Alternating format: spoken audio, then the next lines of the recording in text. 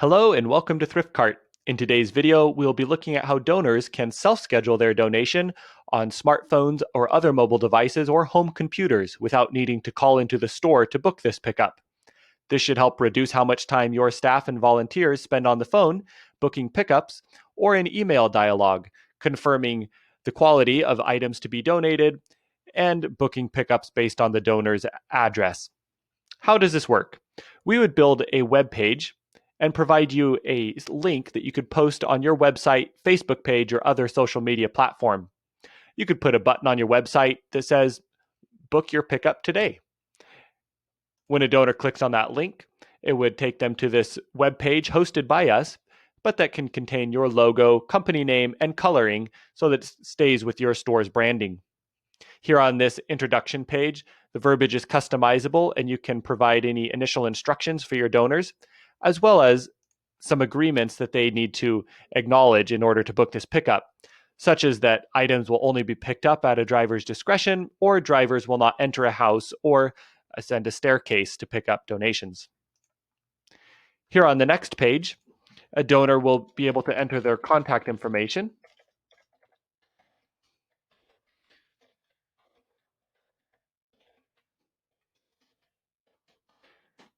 and the address. Now, if they enter an address outside of your service pickup areas, ThriftCart will not let them finish scheduling this pickup. How does this work? I will enter a fake address here and then select next step. We see that an error message pops up saying that the address is not found and asks the donor to check the spelling and try again. This error message is customizable, so maybe you provide a phone number for the donor to call in case their address is not recognized by the system. But what is ThriftCart doing? ThriftCart's taking this address and comparing it to zones that we have set up in your ThriftCart account. Zones represent subsections of your serviced pickup area. For example, here's a map of Raleigh, North Carolina, and represented by these little GPS bubbles, you can see that we've split the area up into 6 zones, which we service, such as the north end of town, south end of town, and here where maybe our store is located right here around the section 3, and we've made a small zone around there, as well as we've called Durham, another subsection of our service pickup area. So if a donor enters an address in any one of these zones, 1, 2, 3, 4, 5, and then 6, the town of Durham, then the self-scheduling system will accept that address and let them proceed with scheduling the pickup. But if they enter an address outside of this area, maybe like in Forestville, then it would give them that error message, which again is customizable. Maybe you just tell them that they are outside of your serviced area, too far for your store to go pick up their items, or maybe give them a phone number to call in, at which point you can assess if the donation is worth your time to drive outside your normal pickup area and collect. So let's enter an address that does fall within one of our pickup zones. Say right here in Raleigh, North Carolina, 27616. This next box here is where a donor could enter their gate code or some other piece of information that you might want to collect. When they select on next step, now that the address has been accepted, they see a calendar view in which they can select what day they want their pickup to occur. There's a few parameters taking place here. First, if you want donors to only be able to self-schedule at least 3 days in advance or a week in advance, we would gray off any days falling within that time frame. So maybe we would block off the 27th, 28th, and 29th so that they have to schedule at least 3 days in advance, starting the 30th or ongoing. The second parameter taking place here is that ThriftCart is comparing their address to your zones and only returning what day you plan to be in their area. So assuming that this address falls within this north end of town, ThriftCart knows that you service the north end of town on Mondays in the morning, Tuesdays in the afternoon, Fridays in the morning, and is only providing them these optional days for scheduling their pickup. The third parameter taking place is that ThriftCart is looking at your truck to see if it is already full in a given day, and if it is, blocking off that day for a pickup accordingly.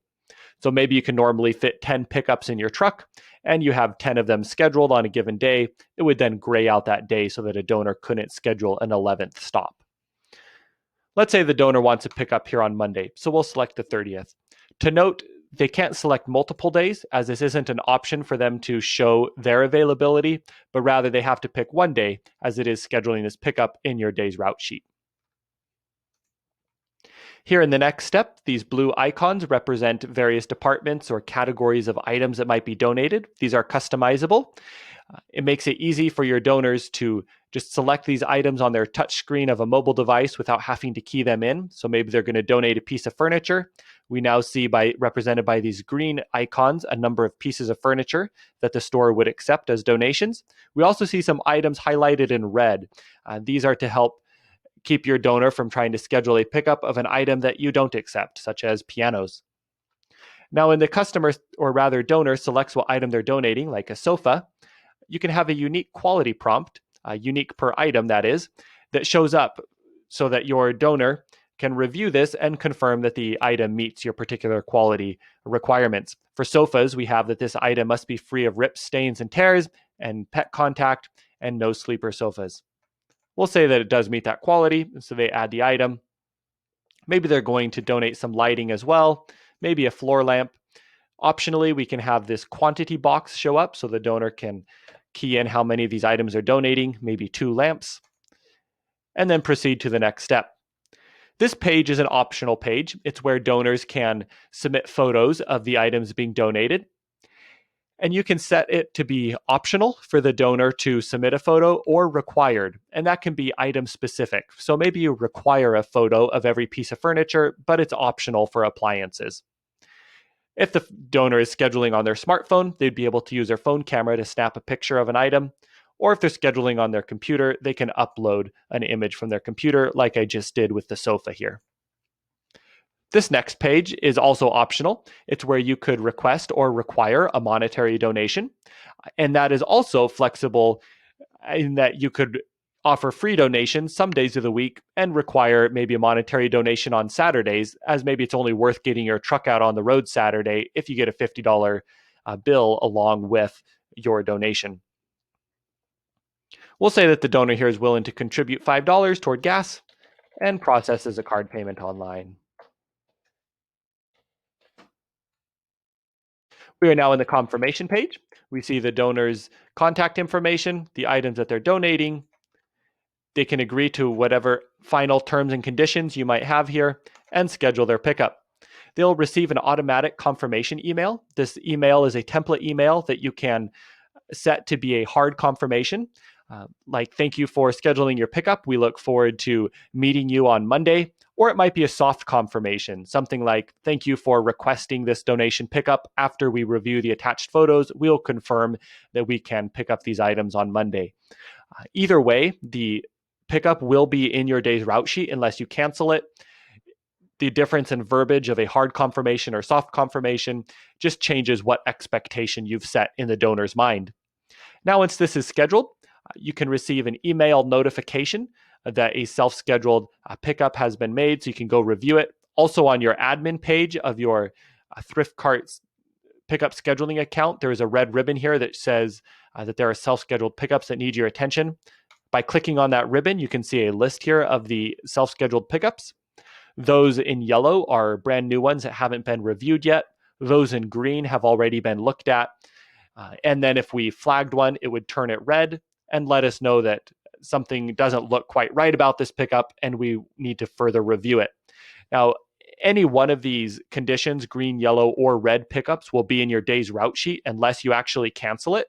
So to do that, there's a cancel button on the right-hand side of the screen here where you could remove it from your day's route sheet. And also in this self-scheduled view, I'm going to jump back over there, is where you can review any images that are attached. So if there's some images attached here, you could click on the icon far right-hand side of the screen that says View Upload Images, if any. And here we see a picture of a sofa. We can zoom in, see if the sofa looks like it's a good quality. We can also edit our pickups from here. So maybe this other pickup where a bunk bed and an armoire was scheduled for pickup, maybe we decide that we can't accept the bunk bed. So we can select Edit Pickup, give our donor a phone call, let them know that the bunk bed doesn't meet our quality requirements, and delete that item. Maybe while we're on the phone, they say that they also have a a rug, an area rug to donate. So we could go ahead and add an area rug here. We could also add in driver's notes like a gate code, or change this pickup to a different day if we want as we edit here. I hope this was helpful. If you don't yet have self-scheduling set up with your ThriftCart pickup scheduling account, please feel free to email support@thriftcart.com and request that we build this link for your store.